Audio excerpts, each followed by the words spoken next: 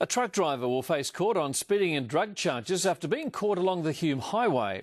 Goulburn police pulled over the 42-year-old man just before 5 a.m. He was clocked at 131 k's an hour in a 100 zone. The vehicle's number plate was also obstructed with tape, and a search of the vehicle by police uncovered a quantity of amphetamines. Unions claim changes to the work cover legislation could end up costing the state government more than it bargained for. Premier Barry O'Farrell is trying to rein in a $4 billion deficit by capping compensation payments and is ramming law changes through Parliament this week to make it happen. The state government's current work cover scheme is $4.1 billion in deficit. Last night, legislation passed through the lower house, paving the way for changes to help recoup some of the money. Emergency service workers who rallied last week in mass numbers calling for the move to be scrapped are outraged. My members, firefighters across New South Wales, including myself as a firefighter, we're all worse off.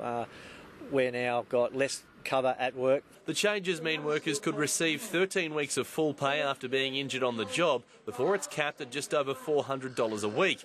The Labor Council says while it may save some money short term for the government, business groups will end up paying the bills in the long run. If it's good enough for employers to try and save bucks here, it's good enough for working people through their unions to add workers' compensation top-ups and direct costs on the employer to recover each and every cent that we may lose through these statutory changes.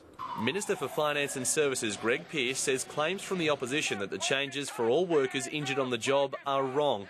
He says the most seriously injured workers will have unlimited access to medical benefits. Firefighters want to know what is now classified as a serious injury. You won't find a firefighter that will drive past an incident, but what that means is they're putting themselves at risk. The legislation is expected to pass through the upper house later this week. If some of the big end of town and the big employers think that they're going to save a few bucks here on the back of injured workers, we say this, that will be very much on our radar for industrial campaigns in the future. Paul Glover, Win News.